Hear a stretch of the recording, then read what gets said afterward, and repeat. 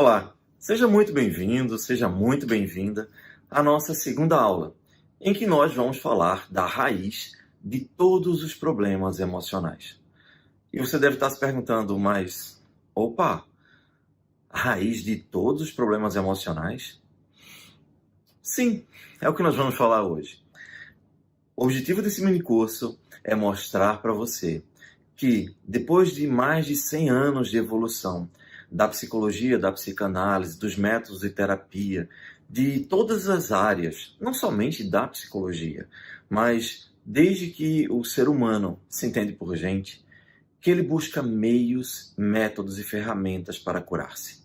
E hoje, em pleno século XXI, nós avançamos em todas as áreas do conhecimento. Por que nós não teríamos avanços significativos na área do conhecimento, da psicologia, do psiquismo, do mundo emocional humano?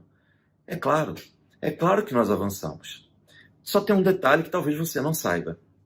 Você sabia que uma descoberta, até que ela saia dos laboratórios, dos pesquisadores, das universidades, até que ela venha ser acessível ao grande público, a mim, a você no dia a dia, leva-se em torno de 40 a 50 anos?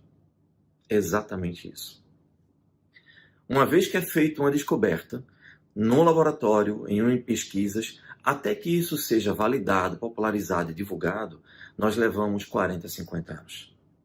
Hoje nós já temos tecnologias de ponta em todas as áreas, como eu falei, mas principalmente no psiquismo humano, no reprocessamento emocional. E nós vamos falar disso a partir de hoje. Mas antes, eu só quero dizer que a nossa primeira aula foi fantástica e ela é a base disso aqui. Se você não assistiu ainda, para tudo, vai lá, assiste a primeira e depois volta e assiste essa segunda aula. Por quê? Nós fizemos de tal forma que tudo está encadeado, como se fosse uns degraus de escada, para que você possa, pouco a pouco, ter o conhecimento mais amplo possível, mas de forma bem empilhada, construída, sedimentada, encadeada, para que não fique algo complicado. Se você perceber, eu, de propósito, não escolho palavras complicadas. E se eu escolher alguma palavra complicada, me perdoe. O objetivo não é esse. O objetivo é transmitir de forma simples e clara como funciona o nosso psiquismo. E, já que eu falei tudo isso, vamos aos aspectos práticos da nossa aula. A primeira pergunta que eu queria lhe fazer é: por que é que nós, como dizia o apóstolo Paulo, o bem que eu não faço, mas o mal que eu não quero, este eu faço? Por que que a gente não faz aquilo que a gente quer? Por que é que a gente faz aquilo que a gente não quer?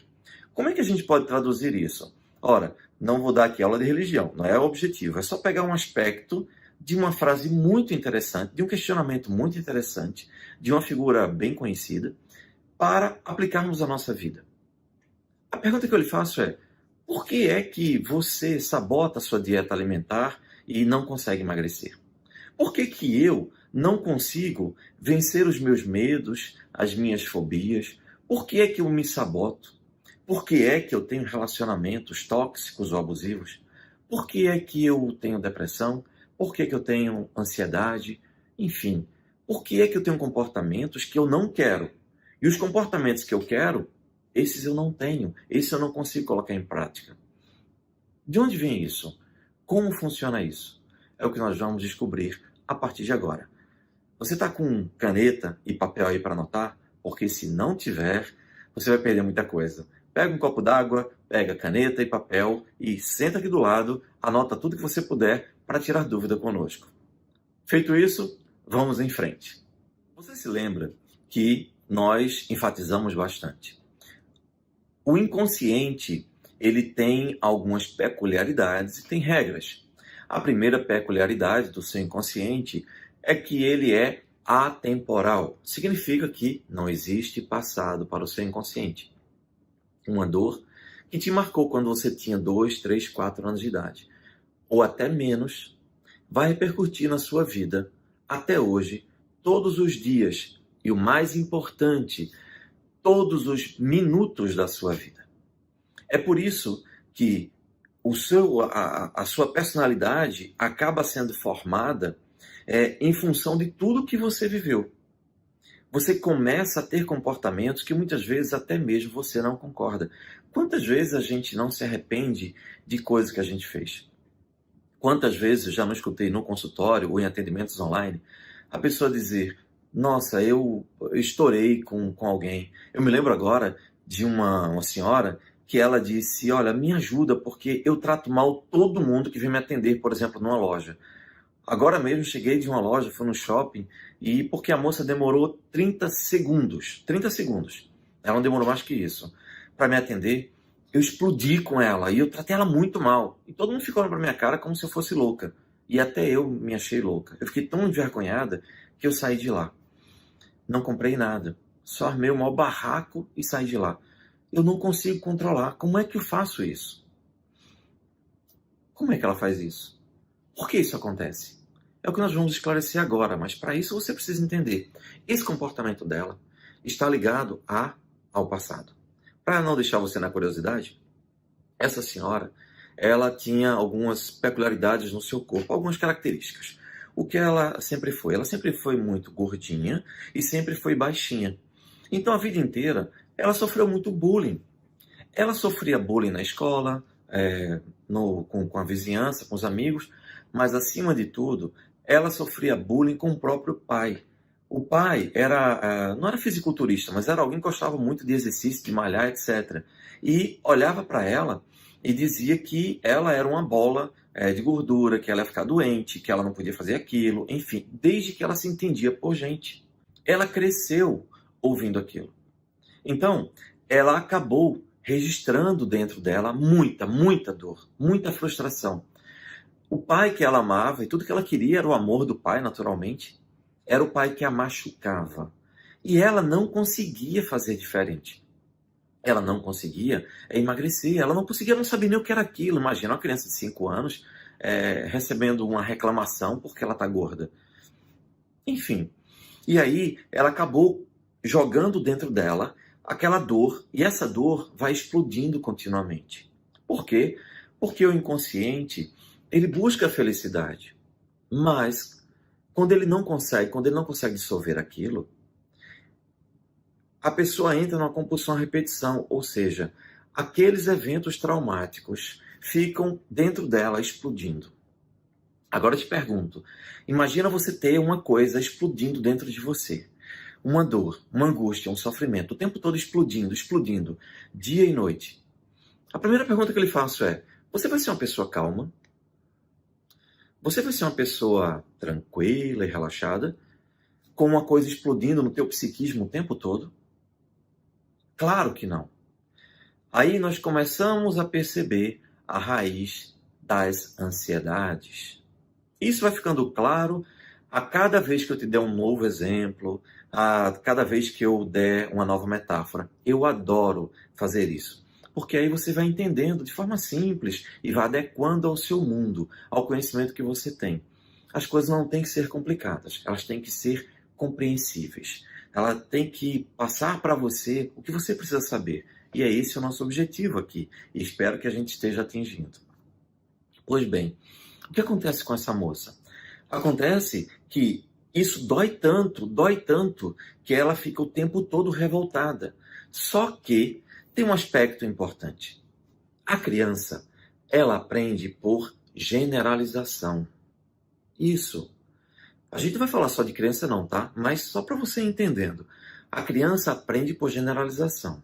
Quando você chega para uma criança e fala: olha, isso aqui é um uau-uau.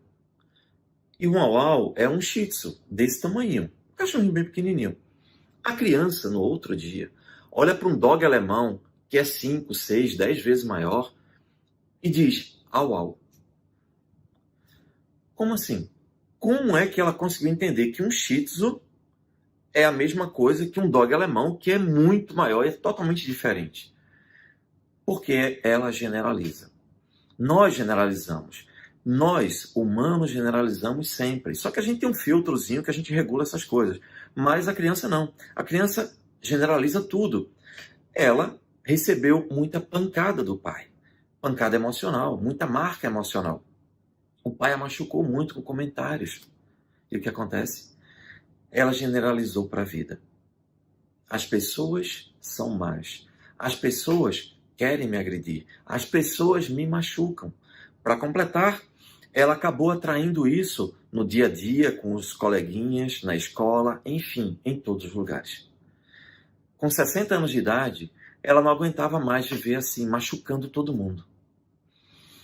Quando eu perguntei para ela qual era a vontade que ela tinha na hora que ela falava essas coisas, ela dizia: eu queria ser maior do que as pessoas e eu queria bater nas pessoas.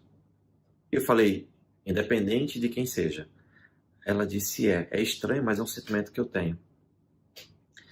Agora, imagina, se a gente disser que ela estava congelada emocionalmente na infância. Apesar dela ter crescido, dela ter se tornado adulta, mas emocionalmente ela estava congelada na infância. Faz sentido para você? Vou te passar mais casos. Uma vez chegou aqui um senhor, um executivo, 50, 60 anos de idade. Perceba, ele tinha várias empresas, tinha mais de 300 funcionários. E ele chega aqui, cabisbaixo, contrariado e frustrado. Eu perguntei: o que foi que houve? Já era a nossa, sei lá, quinta, sexta sessão, enfim. Ele disse: Jair, eu não entendo. Eu acabei de ter uma discussão terrível no trânsito, sem a menor necessidade. Eu falei: o que aconteceu? Ele me disse: olha, eu estava vindo no meu carro, tranquilo, quando desceu o viaduto, a pessoa que estava aqui do meu lado, ela acho que distraiu-se, ela não fez nada demais. Ela simplesmente, eu acho que quando se distraiu, balançou o volante de um canto para outro. Ele não ficou na minha frente. Ele não me trancou. Ele só estava aqui um pouco na minha frente e fez isso e pronto. Isso me encheu de uma raiva tão grande que eu comecei a buzinar, a xingar ele. Ele acelerou, eu fui atrás, tranquei ele e fui para cima dele com toda a violência. Quando eu cheguei lá, eu estava brigando com ele, apontando o dedo para a cara dele. Ele olhou para mim e falou: amigo, me perdoe, eu estava distraído, eu não sei o que aconteceu. Eu nem sei o que eu fiz para você. Neste momento, a ficha caiu. Eu comecei a perceber que eu estava todo engravatado, de terno e gravata, no sol quente, discutindo com uma pessoa que nem sabia o que estava acontecendo. Por que isso? Eu fiquei tão envergonhado que baixei a cabeça e vim embora. Como eu conheci a história dele, foi bem simples explicar. Explicar, né? Por que foi simples? Se eu não conhecesse a história dele, eu iria explicar do mesmo jeito. Por quê? Porque o psiquismo tem lógica, as emoções têm lógica, o nosso comportamento ele é lógico, lembra disso? Pois bem, mas eu já sabia o que tinha acontecido com ele. Aí ficou mais fácil ainda.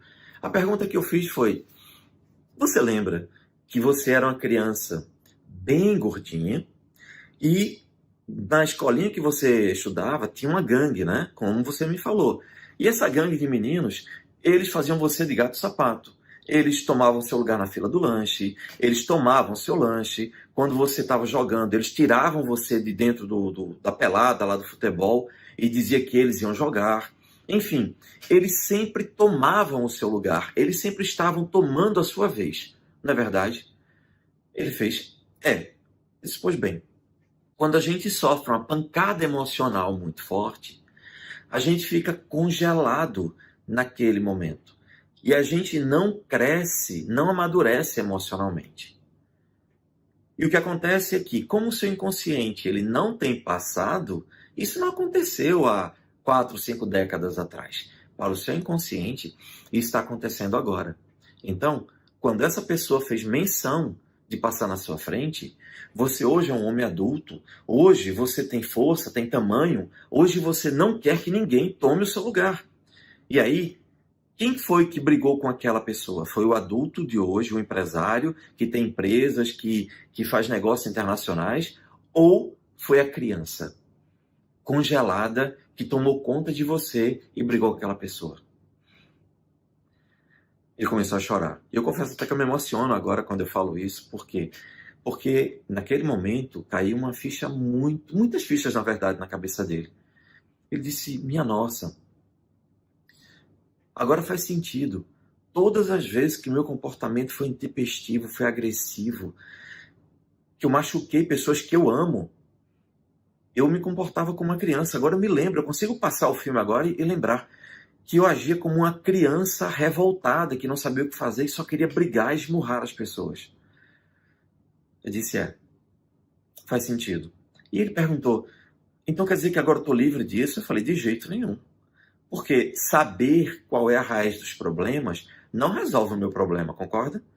Se eu souber que eu estou com uma doença grave, por exemplo, é só porque eu sei, eu vou ficar curado dela? Claro que não. Para isso, a gente vai ter que utilizar o reprocessamento emocional. Mas isso você vai saber a partir da próxima aula. Para a gente não atrapalhar o bonde, né? Botar o boi, o carro na frente dos bois, né? E não atrapalhar tudo. Eu estou sendo bem didático, então eu vou te dar passo a passo tudo que você precisa entender. Então, só quero que você saiba que tem solução. E no caso dele foi maravilhoso, a gente resolveu isso fácil. Por incrível que pareça, é fácil. Eu sei que muita gente deve estar olhando, mas espera aí, já está falando que é fácil resolver problemas emocionais desse jeito? É fácil. E é o que você vai saber a partir desse mini curso. Você já está começando a entender que eu sei do que estou falando, né? Porque pelo feedback da primeira aula que você assistiu, nossa, fiquei encantado. As pessoas estão falando, caramba, eu nunca vi desse jeito, como é simples. É exatamente isso. É por isso que eu falo que é fácil resolver os problemas. Aliás, eu me lembro agora de uma coisa que aconteceu há uma semana atrás. Se prepara que essa aula vai ser bem longa, tá? O que acontece uma pessoa me pediu ajuda porque o seu filho, de cerca de 11 anos de idade, que é muito calado, muito fechado, não estava conseguindo falar com nenhuma psicóloga. E todas as psicólogas, as terapeutas lá, 3, deram alta para ele e falou, olha, o seu filho não tem nada, ele deve ter algum problema aí de ser só fechado. Mas a gente não sei o que não dá para resolver, enfim, acho que não é nada. Só que o menino pensava em se matar. Melhor, ele dizia, né, para a mãe que queria se matar. E a mãe, ao ver isso, ficou desesperada e me pediu ajuda. Ok. Quando eu conversei com a criança, eu perguntei para ele, você tem algum problema? Ele olhou para mim e falou, não. Eu falei, sua mãe disse que você tem vontade de se matar. Ele disse, muitas vezes. Eu disse, você não tem problema, mas tem vontade de se matar. Eu entendo. Ele olhou para mim e falou, você entende? Eu falei, entendo. Aí, como você entende? É que você não consegue expressar o que você sente, na verdade. Ele disse, A pergunta que eu fiz foi, quando você olha para o seu passado, você fica triste? Ele disse, fico muito. E nesse momento, as lágrimas começaram a escorrer do rosto dele, dos olhos dele. Eu disse, tá tudo bem, eu vou te ajudar. E nesse momento, a gente utilizou o reprocessamento emocional. Gente, eu passo por situações como essa, graças a Deus, muitas vezes. E espero que você venha passar também. Foi muito, mas muito emocionante. Depois que a gente começou a fazer o nosso trabalho, uma hora depois, quando concluímos, ele olhou para mim e disse, eu estou me sentindo muito mais leve. Eu disse, que bom. A partir de agora, pelo menos metade dos seus problemas foram resolvidos. A gente tem que fazer mais sessões para resolver o restante. Mas o mais importante é que ele saiu daqui com um sorriso no rosto. E a pergunta que eu fiz você ainda tem vontade de se matar? Ele olhou para mim e falou, não, eu acho que tem solução. 11 anos de idade. Bem, eu estou só semeando na sua mente, no seu coração, que é possível, que você pode ajudar pessoas e que esse trabalho é maravilhoso. Mas vamos a mais explicações, que agora você já está no clima que eu quero te conduzir, tá bom? Agora, vamos dar uma acelerada nisso para a gente passar o máximo de informações para você, tá bom? Vamos lá.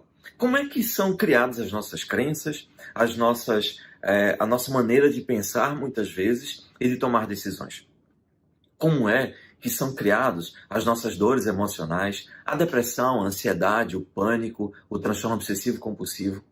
Ora, de onde vem tudo isso? Simples, muito simples. Eu preciso que você entenda. Primeira coisa, e eu acho que até preciso explicar isso antes. Quando a gente fala, quando se fala que você tem uma doença emocional, eu peço que você repense bastante isso. Por que repensar bastante isso? Porque não é exatamente o termo. Doença emocional não é o termo. Você tem transtorno emocional. Depressão, transtorno emocional, Pânico é um transtorno emocional. Transtorno obsessivo compulsivo é um transtorno emocional. Nada disso é doença. Por quê? Porque não há, de fato, alteração neurológica, neurofisiológica no seu corpo. Isso é uma coisa que você precisa entender.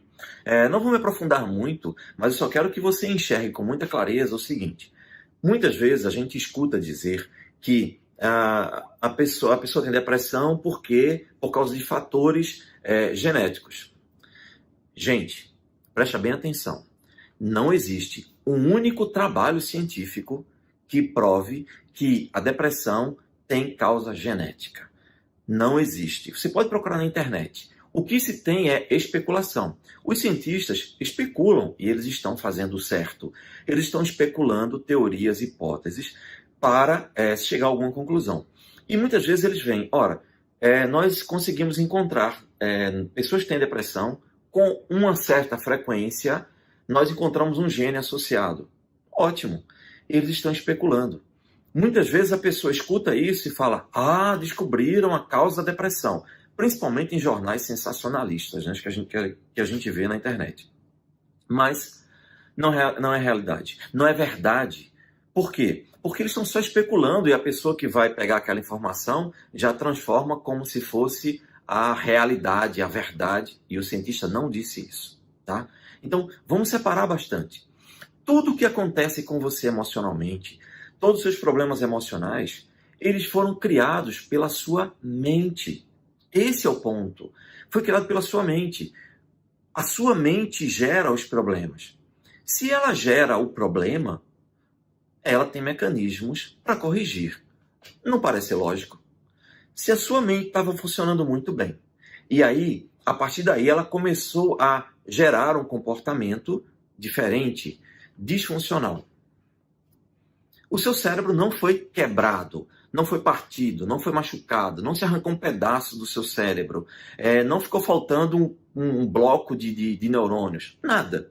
Seu cérebro, de um dia para outro, começou a gerar um padrão de comportamento que não tinha antes. Como é que isso surgiu? Em função do seu software mental. O que é software? É programa de computador, gente. O seu programa de computador mental. O seu programa mental é que está com um probleminha. Entenda, você pega um computador e você bota um programa. Se esse programa tem lá um monte de comandos para deixar a tela bem escura, ele nunca vai deixar a tela bem clara. Claro que não. Por quê? Porque o seu computador foi programado com aquele programa e esses códigos lá do programa estão dizendo, é para deixar a tela escura. Acabou. Não adianta você ficar dizendo, computadorzinho, por que você não bota a tela clara? Porque a programação é aquela. Como é que você pode fazer com que o computador agora faça com que a tela fique clara? Simples. Vai lá no programinha, corrige o ponto que está errado, o comando, dá o comando certo, pronto. O que vai acontecer com a tela? Vai ficar clara. Simples assim. Mas aí, como é que funciona esse computador humano, essa mente, esse software humano, esse programa de computador que nós temos na mente? Vamos descobrir isso agora. A primeira coisa que eu preciso que você entenda é, nós, ao vivermos nesta vida, desde que a gente cresce, e não só na infância, ao longo da nossa vida, a gente vai aprendendo. Nós aprendemos dia após dia, porque nós precisamos sobreviver. E o primeiro aprendizado que nós temos é como nós sobrevivemos ao mundo. Isso significa que toda vez que você passa por alguma coisa que te machuca emocionalmente ou que te marca, isso vai começar a ter repercussão no seu corpo. Como assim? Imagina um lago, bem tranquilo. E aí você pega uma pedra e arremessa com muita força na superfície desse lago, que está tranquila. Ok. A pedra que foi arremessada vai traumatizar o lago. Essa pedra vai ficar no fundo do lago para sempre, que é o objeto desse trauma, né? Vai ficar ali para sempre. E vai ter um terceiro elemento. A repercussão desse trauma, desse traumatismo no lago vai ser o quê? As ondas vão tomar conta desse lago completamente. A gente vai fazer analogia com o psiquismo humano, com o seu cérebro, com a sua mente, com o seu software, com o seu programa emocional. Quando você leva uma pancada emocional, essa pancada emocional fica dentro de você para sempre, até que seja retirado. E a consequência disso vai ser a interpretação que você vai começar a ter ao longo da sua vida. E isso vai fazer com que você, a partir dali, comece a entender a vida através daqueles filtros mentais. Você lembra que na primeira aula eu falei do caso da senhora que pegou uma criança de 3 anos de idade aproximadamente, quando a criança foi passar por baixo da catraca, a criança foi se balançar. Ela só estava sendo feliz. A mãe pegou a mão com toda a força, bateu com muita violência e ainda gritou: seu imbecil, não faz nada que preste, nunca vai ser nada na vida, nunca vai fazer nada certo na vida. Aquilo ali foi a pancada, o trauma emocional. Aquilo fica registrado onde? Dentro dele. Lembra que o inconsciente ele é atemporal? Ele fica para sempre, ele registra tudo. E qual vai ser a consequência dessa pancada, desse tapa, mais do que ela disse, com toda a violência? Qual é a consequência para a criança? A criança pode ter inúmeras interpretações. Uma delas é que ela pode entender que se ela for ser feliz, ela vai sofrer. Exatamente. Ela vai sofrer. Por quê? Porque na hora que ela estava sendo feliz, a mãe bateu com força. Isso é uma coisa. E aí você vê gente que se sabota quando está sendo feliz na vida, simplesmente destrói tudo. E eu tenho um caso muito interessante para relatar para você. Mas só para concluir a explicação, quando acontece isso, a criança pode interpretar assim, ou ela pode interpretar aquilo como, de fato, ele é um imbecil, ele não faz nada certo. E essa interpretação vai ficar com ele pro resto da vida. Por quê? Porque a dor emocional está dentro dele. Então, com 30, 40 anos de idade, ele não se lembra nem mais daquela tapa, mas o inconsciente lembra. E o que o inconsciente faz? Entra numa compulsão à repetição. A pessoa não se lembra que recebeu essa mensagem violenta, mas o inconsciente não quer saber. O inconsciente diz: eu não dissolvi, eu não entendi por que isso aconteceu e vamos se submeter a situações que trazem essa dor de novo até você sair disso. Aí, essa criança, agora um adulto, simplesmente, toda vez que ela vai se divertir com alguma coisa, ela se lembra daquilo. E aí ela fica triste. Ela não sai com os amigos. Todo mundo chama ele para sair, mas ele prefere não sair. Ele prefere ficar em casa, enclausurado. Ele não tem essa alegria. Quando todo mundo está se divertindo, ele não consegue se divertir. E ele não sabe por quê. Ele procura um terapeuta e muitas vezes o terapeuta não consegue explicar nem ajudar porque ele não sabe o que você está sabendo agora. Como é que funciona o psiquismo humano. Só para que vocês tenham uma ideia disso, há algum tempo atrás eu atendi um caso de uma pessoa que veio de um outro estado e ele estava desesperado. Ele disse: olha, o meu problema é que eu tenho disfunção erétil. E todas as vezes, o que ele relatou tenho disfunção erétil e minha vida é um inferno, eu estou muito triste, estou já entrando em depressão, porque meu casamento está a ponto de acabar. Minha esposa não entende por que isso, enfim, está horrível, por favor me ajude. Eu perguntei para ele, mas exatamente como é essa disfunção erétil? Porque podia ser ejaculação precoce, podia ser impotência, podia ser qualquer coisa, né?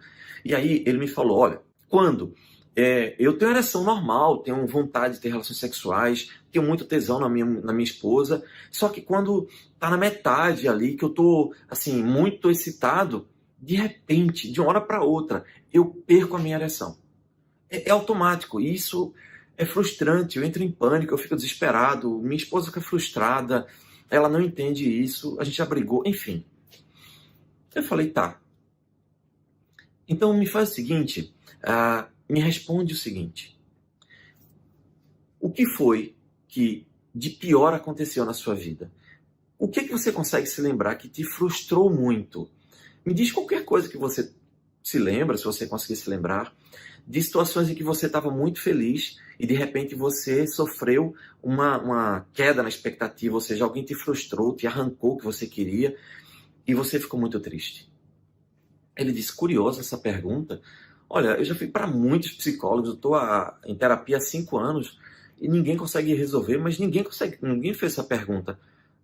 Eu só consigo lembrar, não sei se tem alguma coisa a ver, mas quando eu tinha cerca de 7 anos de idade, Eu organizei com os coleguinhas na rua uma pelada, um campeonato de futebol, na rua mesmo. Só que a gente se empolgou tanto que a gente conseguiu comprar padrão de time, né? As camisetas, a gente conseguiu comprar calção, a gente conseguiu troféu. O meu pai foi com a gente. Enfim, a gente marcou para o domingo.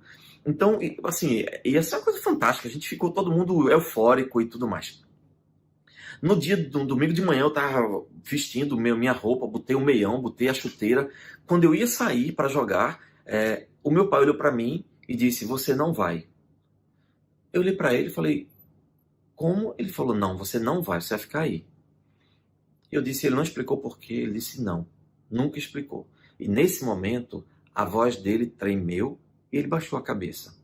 Uma criança frustrada estava diante de mim naquele momento. Ele estava congelado naquele ponto. Eu falei: "Tá." Ele disse: "Eu passei o dia inteiro vendo pela janela os meus colegas jogarem bola, jogarem o campeonato, até o final, ganharem título e tudo mais, e eu só sabia chorar." Eu falei: "Entendi. Aconteceu mais alguma coisa?" Ele falou: "Aconteceu." Uns 3 meses depois, eu acho, estava todo mundo se arrumando para ir para o cinema, eu, meus irmãos, meu pai e minha mãe. Aí meu pai olhou para mim e do nada ele disse: "Você não vai." E eu olhei para a cara dele, fiquei congelado, e ele disse: "Fica aí." E todo mundo foi embora. E eu falei: "Também ninguém te disse por quê?" Ele disse: "Não." Aí eu falei: "Como é o relacionamento com seu pai hoje?" Aí ele disse: "Eu odeio ele." E eu disse: "Seu pai era um mau pai?" Ele disse: "Acho que sim." "Se você não tem certeza?" Ele disse: "Não, é que ele tinha umas coisas assim como essa. Mas grave mesmo foi só isso. Agora ele tem umas alterações, mas eu tenho muita raiva dele." Eu disse: "Você não sabe por quê?" Ele disse: "Não." Eu tenho uma boa ideia por quê. Porque essa dor está até hoje te martelando e você não consegue perdoá-lo. Mas o que importa é o seguinte: vamos resolver o seu problema. Eu já sei o que aconteceu com você." Ele disse: "O quê?" Eu disse: "É simples. Veja, o seu psiquismo, o seu inconsciente registrou que é perigoso você estar muito feliz, você ter muito prazer. Porque quando você estava eufórico, com muito prazer no futebol, que você ia ter aquela partida de futebol que você organizou com os colegas e você estava com euforia máxima, com o tesão máximo, digamos assim, né? E lembre-se que a criança generaliza, ele estava eufórico e feliz. Mas a criança, ela não sabe diferenciar exatamente euforia, de felicidade, de qualquer outra coisa. Ele só está feliz, muito feliz, e ponto. É isso. E aí o que acontece? Quando você estava muito feliz, veio alguém e pá! Arrancou de você aquela felicidade. E doeu muito. Depois, o cinema, a mesma coisa. O que acontece? O que acontece é que o seu psiquismo registrou que ficar feliz dói muito. Toda vez que você está muito feliz, dói. Porque o seu inconsciente, ele generaliza. Então, você generalizou para a vida. Ele olhou para mim e falou: "Caramba, faz todo sentido, porque é justamente no momento que eu acho que eu vou conseguir ter orgasmo, que aí eu perco tudo." Eu falei: "Exatamente." Nós reprocessamos, resolvemos. A parte ruim é que ele entendeu que, como ele tinha muitos sofrimentos emocionais, ele acabou se ligando a pessoas que machucavam muito ele, né? E, de fato, essa companheira dele era uma pessoa que o humilhava muito. E aí, quando nós resolvemos todo esse problema e descongelamos a criança da infância, que ele pôde assumir seu papel de homem adulto, ele olhou para ela e falou: "Não, você não é uma esposa companheira, você é uma pessoa que só quer agredir os outros." E ele separou-se. E a parte boa desse final feliz é que, alguns meses depois, ele mandou um convite de casamento de uma pessoa maravilhosa e está muito feliz. Perdão.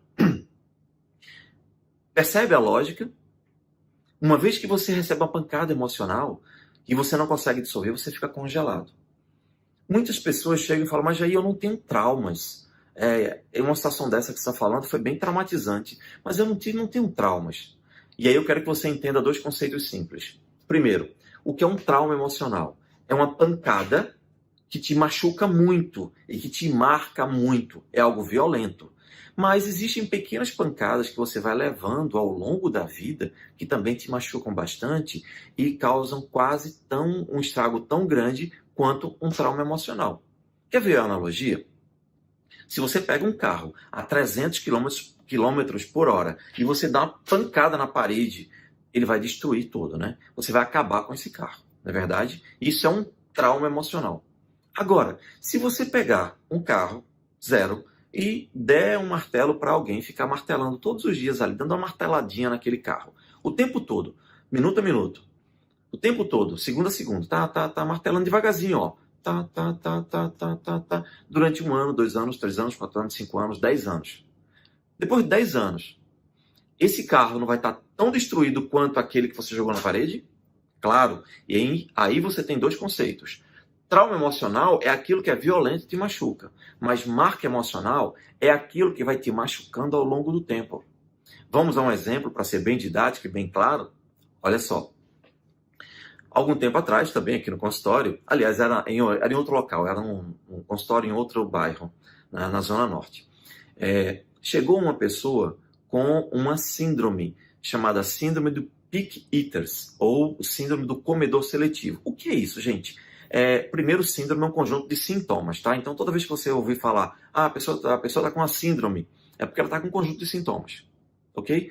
Quem está apaixonado, por exemplo, tem um conjunto de sintomas. Fica abestalhado, fica imaginando coisas, fica pensando, fica romântico, emotivo. Isso é uma síndrome. Síndrome do apaixonado. É um conjunto de sintomas, tá?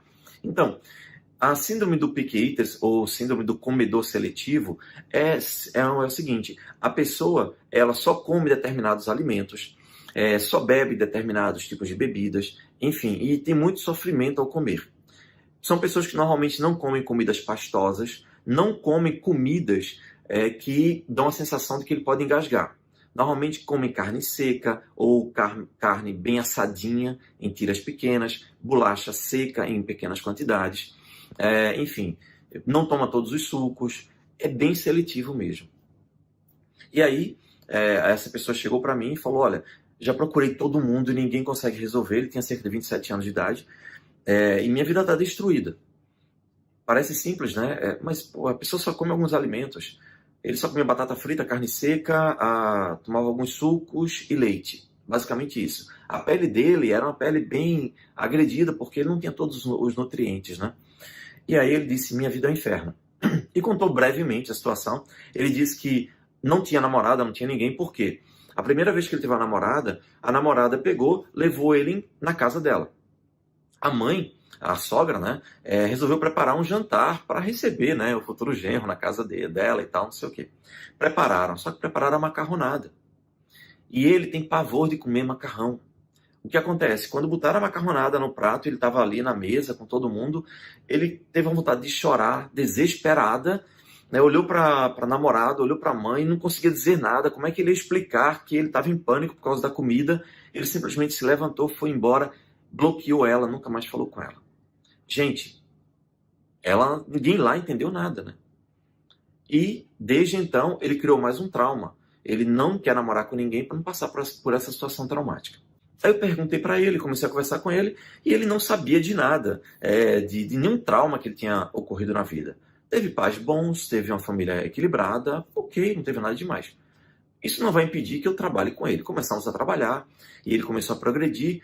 Determinado dia, do nada, ele começou a falar e falou, olha, você me perguntou se tinha passado alguma situação, eu já estou bem melhor, estou comendo outros alimentos e tal, mas não sei porquê, me deu agora uma lembrança de uma coisa da infância. Eu falei, o que aconteceu? Aí ele disse, olha, meu pai nunca bateu em mim, meu pai nunca me traumatizou, mas o meu pai tinha uma coisa. Desde pequeno, o meu pai era militar e ele tinha um vozeirão, uma voz grossa, era um cara muito forte, muito grande, e eu uma criança, né? Ele, toda vez que eu sentava à mesa, ele brigava comigo porque eu estava fazendo barulho com garfo e faca. Às vezes eu não comia com os talheres certo, ele me dava um esporro. Outras vezes, se eu botava o cotovelo na mesa, ele brigava comigo. Outras vezes, eu comia rápido demais, ele também brigava. Aí eu falei, peraí, então comer era sinônimo para você de sofrimento, né? Ele disse era um tormento, eu ficava muito ansioso na hora que ia comer, principalmente quando meu pai estava lá. E a gente fazia todas as refeições juntos, porque ele obrigava a gente, dizia que a família tem que comer unida e tal, que ele tá certo, né? Mas era muito sofrimento para mim. Eu falei, tá. Você não teve um trauma emocional, mas você teve pequenas marcas emocionais que foram machucando o seu psiquismo. E o seu psiquismo, então, entrou numa compulsão à repetição porque ela não conseguia dissolver aquilo. E tem lógica, pessoal, porque olha só, se você leva uma pancada aqui, digamos que eu dou uma pancada aqui, ó, pá, e antes dessa pancada sarar, eu recebi uma outra pancada, digamos que eu tomei uma pancada aqui de peso 10, tá? Pá, aleatório, peso 10, pá. E aí eu recebo uma outra pancada depois, antes disso sarar. Vai doer 20? 10 com mais 10, vai doer 20? Não. Vai doer 100, né? Porque aquilo já estava machucado. Então, a pancada em cima de algo machucado vai doer muito mais. Aí perceba. A pessoa recebeu um machucadozinho. Aí o pai deu um esporro, brigou com ela, ficou nervosa. Na próxima vez, ele já vai estar mais sensível. Aí o pai dá outro esporro do mesmo jeito, mas ele já vai se sentir muito mais machucado. Na terceira vez, na quarta, imagina você crescer a sua vida inteira tomando reclamação, escutando alguém gritar com você e você ficar angustiado. O que é que o psiquismo dele fez? Associou comida com dor, com sofrimento, com fazer coisa errada. Quando o psiquismo associou, lembra que o seu psiquismo, seu inconsciente, ele generaliza e ele não tem passado. Todas as vezes que ele ia comer alguma coisa, automaticamente o cérebro reptiliano dele, vou falar dele agora, a base do inconsciente dele ativava e falava, opa, isso é perigoso, comida é perigoso. Por quê? Porque a comida está associada a tudo de ruim que ele havia passado na vida. Era por isso que quando ele ia comer alguma comida nova, ele começava a chorar, a garganta travava, porque é um sinal de ansiedade, e ele tinha medo de engasgar. Por quê? Porque se ele estava ansioso, todo o seu corpo estava meio travado. E quando você está travado, você não consegue se alimentar direito. E aí ele começou a associar mais coisas ruins e mais coisas ruins, a ponto de a vida dele ser um verdadeiro inferno. E tudo começou porque lá atrás o pai dele brigava o tempo todo com ele porque ele fazia tudo errado na hora de comer. Está fazendo sentido para você? Você está conseguindo encaixar as explicações de forma simples e clara para entender como nós funcionamos?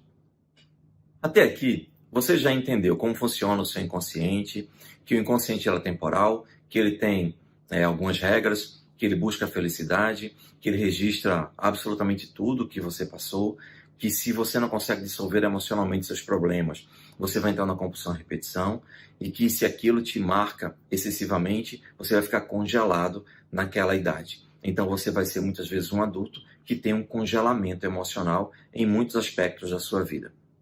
E claro, esse congelamento não é só um. Tem gente que se congela aos 5, aos 7, aos 9, aos 10, enfim, cada situação traumática vai acabar congelando você emocionalmente, né? Então isso é importante que você tenha na sua mente. Agora, um próximo tópico muitas vezes, a pessoa que tem um problema emocional, ele tem um desconforto físico.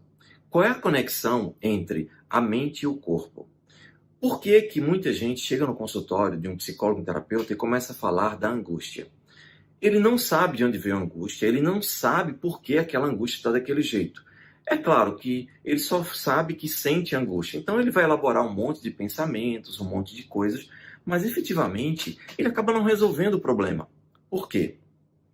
Deixa eu dar um exemplo bem simples, não quero complicar não, tá? Mas olha só, o centro da fala é aqui, é justamente nessa área aqui, é a área de Broca. É uma área aqui que regula o centro da fala, da comunicação. Você começa a falar e dizer a angústia que você está sentindo. Só tem um detalhe. O centro de controle da angústia está aqui embaixo, nessa outra parte do cérebro, no que nós chamamos o cérebro reptiliano. E a partir de agora, eu vou apresentar a você ao cérebro reptiliano. E eu espero que você entenda que é muito simples, é bem tranquilo de você entender e é importantíssimo, é vital. Então, anote esse nome, cérebro reptiliano. Entenda o seguinte, do ponto de vista evolutivo, tá? Não é do ponto de vista anatômico, não, fisiológico, não. É do ponto de vista evolutivo, nós podemos classificar o nosso cérebro em 3 partes, em 3 grandes épocas. O primeiro cérebro nós herdamos dos répteis. Répteis, cobra, lagartixa, sapo, rã, enfim, dos répteis, tá certo? Eu espero até ter feito a classificação certa, mas você entendeu. Aí o que acontece? Um réptil, ele só pensa em atacar ou fugir. Ele tem um cérebro muito pouco desenvolvido. O cérebro dele é muito basal, é muito básico. Para você ter uma ideia, uma cobra, por exemplo, ela passa a existência inteira dela, o tempo inteiro, 24 horas por dia, com o seguinte software na cabeça dela: estou em perigo ou estou em segurança. Estou em segurança ou estou em perigo. Tanto é que se você vê uma cobra, todo mundo diz, não se mexa. Por quê? Porque se você se mexer, pode ser que a cobra interprete o seu movimento como perigo para ela. E aí ela vai decidir se ela vai atacar você ou ela vai fugir. É por isso que não se pode fazer movimentos bruscos diante de um animal peçonhento. Porque ele tem um cérebro reptiliano. E o cérebro reptiliano, o tempo inteiro, só cuida de proteger aquela existência. O cérebro reptiliano, ele é o guardião da sua sobrevivência. É onde está o seu instinto de sobrevivência. Deixe isso bem claro, anote bastante isso. Porque isso segue com você e a gente vai falar muito disso ao longo de todas as nossas aulas. O que acontece é, se você tem um cérebro reptiliano ativado, você tem o seu instinto de sobrevivência ativado. Ok, nós herdamos esse cérebro reptiliano. Esse cérebro reptiliano ele fica exatamente aqui, ó, nessa área aqui, na nuca.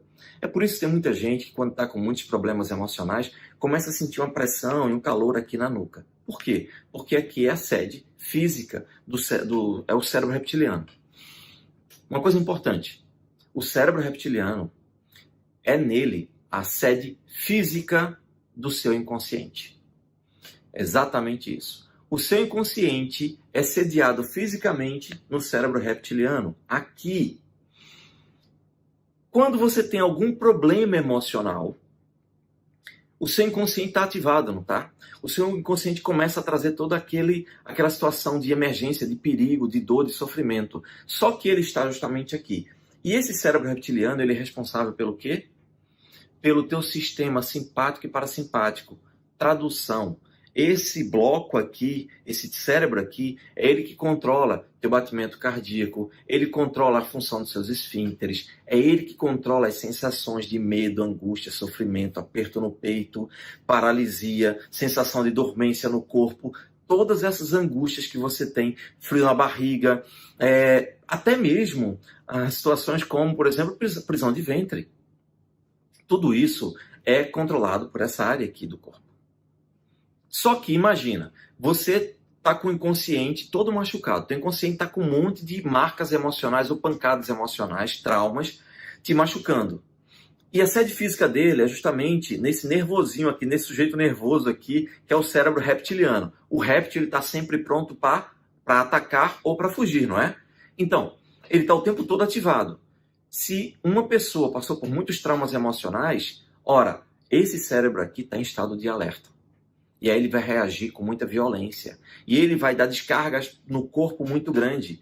Por isso, uma pessoa que tem sintomas como depressão, ansiedade e outros tipos de transtornos emocionais, ele, na verdade, tem muita dor e sofrimento e angústia e sensações no corpo que, se ele for para o médico fala, olha, não tem nada de errado com o seu corpo. Isso tudo é da sua cabeça. Aí a pessoa, às vezes, acha que o médico está dizendo que não é nada, que não existe. Não, o médico está dizendo que são coisas que você está gerando com o seu funcionamento interno. Só que ele não sabe como você está gerando e nem você sabe por quê, enfim. Aí você fica na mesma, ou melhor, fica até mais frustrado, né? Porque não tem remédio que cure dores no corpo causadas por emoção. Mas tem solução. Vamos adiante. Nós temos esse cérebro reptiliano. Com o passar do tempo, com a evolução humana, nós recebemos um cérebro emocional, que é o cérebro dessa fase, dessa parte aqui, ó, o cérebro límbico, o animal. Esse cérebro é o cérebro responsável pelo gerenciamento das suas emoções. Um cachorro, por exemplo, que é um animal, ele já tem emoção, um golfinho. Então, os animais já têm emoções, coisa que um réptil, uma cobra, não tem. Já estamos na escala mais evoluída do processo. E depois, evolutivamente, com o passar do tempo, nos últimos 300 mil anos para cá, começou a existir a raça humana, e a raça humana tem essa camada externa do cérebro, que é o neocórtex, ou seja, essa camada rugosa do cérebro, Perdão. Essa camada rugosa do cérebro que dá essa aparência que você conhece, né, o cérebro. Pois bem, essa camada externa, que é a camada que foi construída por último, primeiro vem a reptiliana, depois a emocional, depois a neocortical. Essa camada rugosa é a parte inteligente, é a parte racional, é a parte que decide ou acha que decide. Esse é o problema. Lembra do que nós falamos no começo? O apóstolo Paulo dizia: por que é que o bem que eu quero, esse eu não faço, mas o mal que eu não quero, esse eu faço? Quantas vezes eu não vejo gente dizer: eu não quero me drogar, eu não quero frustrar minha família nem me prejudicar, mas eu acabo me drogando. O bem que eu quero eu não faço, mas o mal que eu não quero eu faço. De onde está vindo isso? Desse sistema aqui, ó, cérebro reptiliano, emocional e neocortical. O cérebro reptiliano, ele é 16 vezes mais rápido do que o cérebro neocortical, o cérebro inteligente, né? Essa camada rugosa. Essa parte aqui, o emocional, é 8 vezes mais rápido do que esse aqui. Esse aqui é o mais lento de todos. E tem uma analogia para você entender. Sabe quem é que manda em você? Eu falei que lá atrás, se você lembra, no fundo é o seu inconsciente. Mas eu vou explicar melhor agora e vai fazer mais sentido para você. Se eu te perguntar, em uma empresa, quem manda é o dono, é o gerente ou é o segurança? Você vai dizer: olha, Jair, claro que é o dono. O dono é que manda na empresa. Aí eu digo: tá, se tudo estiver funcionando bem, quem manda é o dono. Mas se as coisas estiverem meio bagunçadas, não é o dono que manda. Quer ver uma coisa? Imagine que o segurança dessa nossa analogia é o cérebro reptiliano. Não é ele que cuida da segurança, ele que cuida do instinto de sobrevivência. Então, digamos que ele está armado ali, né? E ele cuida da segurança de todo mundo. Tem um gerente acima dele e tem um dono. Se esse segurança surtar e achar que estão assaltando, invadindo a empresa, ele está com um revólver na mão, ele simplesmente vai mandar e todo mundo vai ter que obedecer, não é? Se ele sair ligando, fechando todos os portões, dando sinal de alerta, botando todo mundo dentro das salas, alguém vai dizer que não? O dono vai dizer que não? Não. O dono vai obedecer. Eu vou dar um exemplo até melhor, que eu até prefiro. Imagina, eu sou da época de Obama ainda, tá? Então, imagina que Obama está discursando lá, tá? Quando ele era presidente. Obama é o presidente. Então, a gente pode criar a analogia que ele é o neocórtex. Ele é o que manda, ou pensa que manda, né? Aí a gente tem o cérebro límbico, o cérebro emocional, que é a fase do meio, que são os diplomatas, senadores, congressistas, etc. Agora, quem é que vai ser o cérebro reptiliano nessa nossa analogia? O segurança. Os seguranças de Obama. Agora, digamos que um daqueles seguranças de Obama, na verdade, o cara veio da guerra da Síria, do Iraque, e lá ele se traumatizou. Ele perdeu muitos amigos, ele viu muita gente sendo explodida, ele tem muitos traumas de guerra, ok? Então ele está traumatizado, mas ele é segurança e está ali protegendo o presidente. No meio da multidão, de repente, explode uma bola de soprar, uma bola de festas. Pá! Qualquer outro segurança vai olhar, ficar atento, mas vê que foi uma bola de festas que explodiu. Esse segurança que está traumatizado, ele está em estado de hiperalerta. Ele não vai dizer: foi uma bomba, uma bolinha. Não. Ele já pode ativar-se, entrar em pânico. E nesse momento, o que ele faz? Ele vai partir para cima de Obama, vai puxar ele pelo paletó e levar ele para o bunker, para o esconderijo. Ele está fazendo o papel dele, mas veja que ele foi hiperativado por causa de um trauma. O gatilho emocional de um barulho lembrou a ele uma bomba que explodiu lá no Iraque, na guerra da Síria, no que for. E automaticamente o cérebro reptiliano dele agiu muito mais rápido do que ele. Tanto é que se eu estiver aqui sentado conversando com você agora, de repente explode uma bomba aqui, um barulho qualquer, eu já olho imediatamente e nem raciocino. Quem foi que me fez olhar e já me preparar para fugir daqui? O meu cérebro reptiliano, porque ele é muito rápido, muito rápido. Só tem um detalhe. Imagina que esse segurança de Obama, ele em vez de pegar Obama e levar para o bunker, para o esconderijo, ele faz mais do que isso. Ele passa o resto do dia fugindo com o Obama querendo parar, e ele sequestra o Obama e não quer saber. E ele só fica dizendo, bomba, bomba, perigo, perigo, vamos sair daqui. E ele passa o dia, passa a noite, enfim, passa a existência. Coisa de louco, né? Não, não é de louco. É simplesmente o funcionamento do psiquismo humano. O cérebro reptiliano está tão machucado. Por quê? Porque ele é a sede física do inconsciente. E o inconsciente, como você já sabe, registra tudo. O inconsciente ele é atemporal. E o inconsciente entra numa compulsão e repetição quando não consegue resolver as coisas e dissolver emocionalmente. Como aquele segurança não conseguiu dissolver os traumas de guerra, ele está engatilhado. E é assim que ele não quer fazer aquilo, mas é mais forte do que ele. Outro exemplo para você, para ficar bem mais claro, me procurou também uma cliente e ela tinha uma compulsão alimentar que era muito específica. Ela disse, olha, eu malho a semana inteira, mas no final de semana eu tenho que comer chocolate, eu adoro chocolate. E eu como barras e barras de chocolate. Eu saboto todo o meu trabalho e eu não consigo me livrar disso. Eu sou uma pessoa esclarecida, eu sou inteligente, eu sei que está errado, eu sei que vão me frustrar, mas por que eu não consigo parar de comer esse maldito chocolate? No fim de tudo, depois que a gente já tinha resolvido todo o problema, que ela estava livre dessa compulsão alimentar, foi que ela se lembrou de uma coisa. Ela disse, Jair, que interessante. Quando eu era pequeno, o meu pai, ele tinha uma amante. Minha mãe sabia, mas minha mãe não queria se separar. E aí o que acontece? Aí eu já completei, porque eu já sabia o resto da história. O que aconteceu era o seguinte, como o pai dela tinha uma amante, no final de semana, o pai dela ia ficar com a amante. A mãe não queria que ele separasse, então a mãe aceitava que ele ficasse, queria que ele ficasse com ela. Então ele passava a semana com a mãe e com ela, com a criança, né? Com essa minha cliente. Só que quando era final de semana, esse pai ia lá para a casa da amante, dormir lá. E ela sentia muita falta do pai. O pai, para diminuir esse sofrimento dela, né, que o pai também se preocupava, via que ela estava sofrendo, mas não abria mão dessa situação, enfim, né? Não cabe a gente criticar nem julgar ninguém. O que o pai fazia? O pai comprava chocolates para ela ficar o final de semana todo. Então comprava muitos chocolates para ela poder comer o final de semana todo, porque criança gosta de chocolate. Então ele comprava chocolates para ela. O que aconteceu? Agora você já sabe. Agora você já entendeu. Quando ela cresceu, toda vez que ela ia para casa, ela ficava sozinha. Por quê? Porque ela morava só, numa cidade diferente de onde ela nasceu, né? Fazendo faculdade, enfim, e depois atendendo, como, sei lá, não lembro mais da profissão dela. E o que acontece? Ela ficava o final de semana toda sozinha.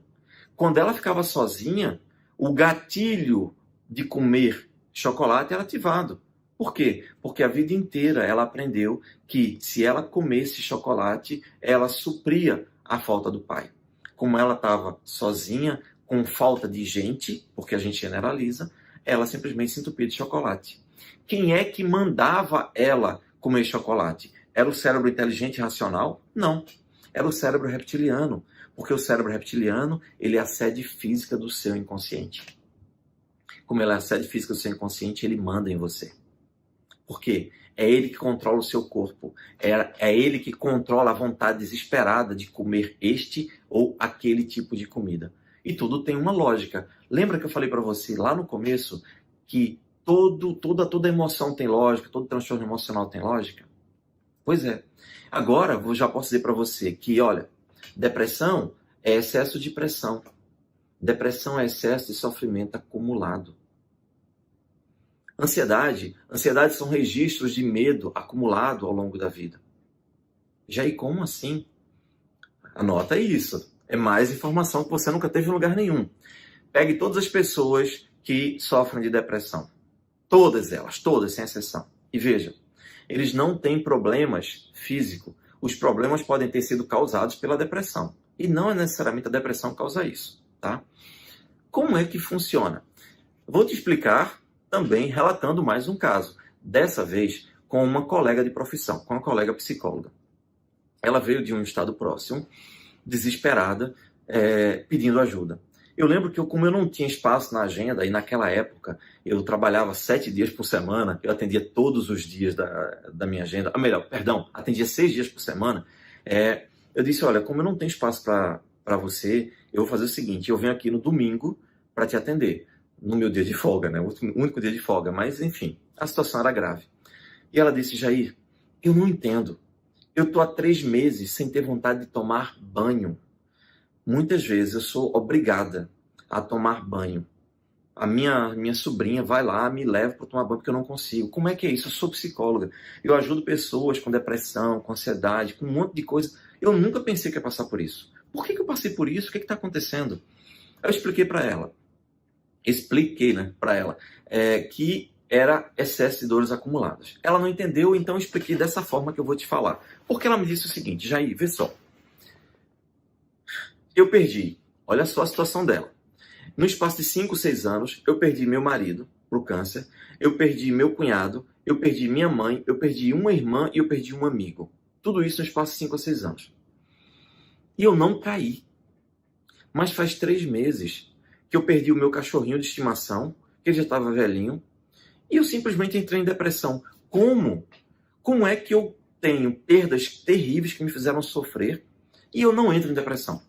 E agora, porque eu perdi meu cachorrinho, claro, eu gostava muito, mas nem se compara a perder minha mãe, perder minha irmã, perder meu marido. Por quê? Eu não consigo entender. Eu falei, eu vou te explicar agora. Perceba o seguinte, imagina que toda vez que você teve uma dor na sua vida, uma perda que foi se acumulando, toda vez que você teve um machucão, uma traição, um abandono, são marcas que vão ficando no seu psiquismo, porque o seu inconsciente ele é temporal, ele registra tudo que ele não consegue dissolver.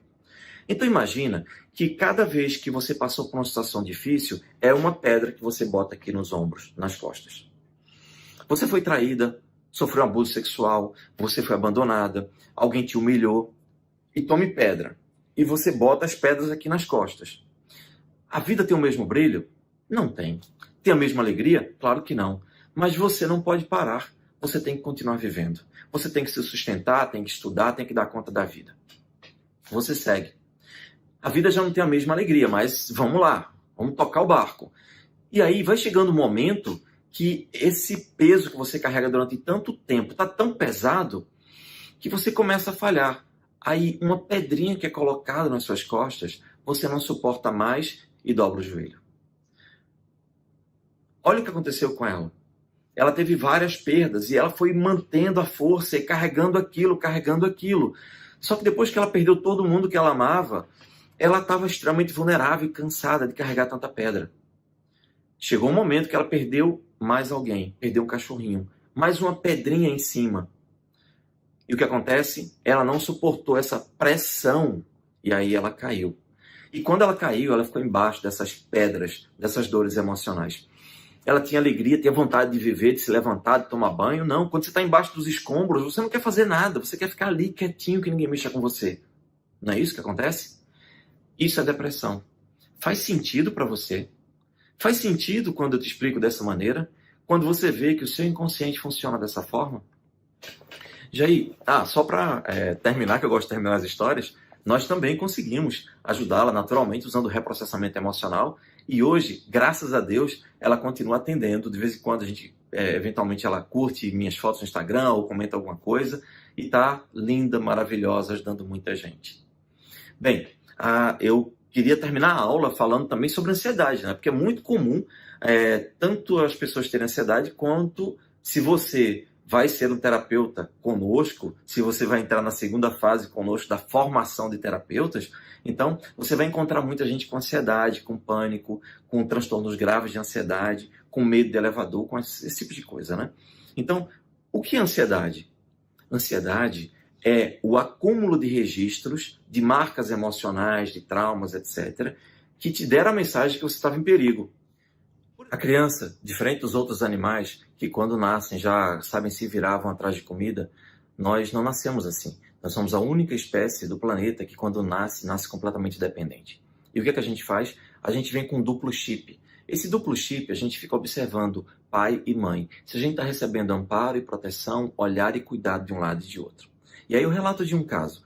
A criança, a pessoa adulta chegou aqui, né?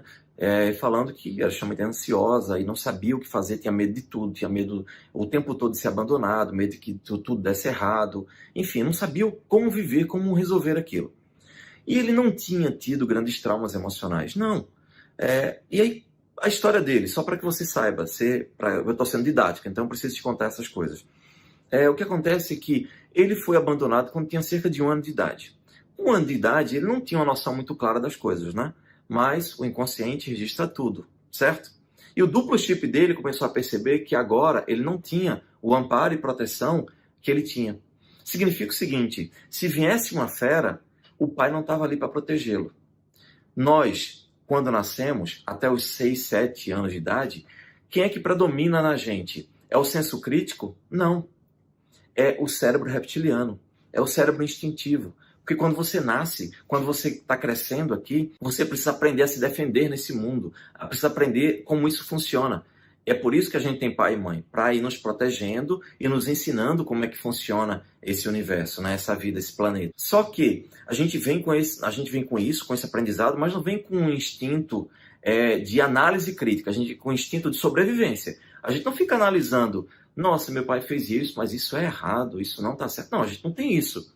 A criança absorve tudo que ela recebe. Só que o que ela tem desenvolvido é um instinto de sobrevivência. É básico do ser humano. Então, ela automaticamente, quando percebe que o pai não está mais lá, sem que ela entenda, o seu cérebro reptiliano começa a dar sinal de insegurança.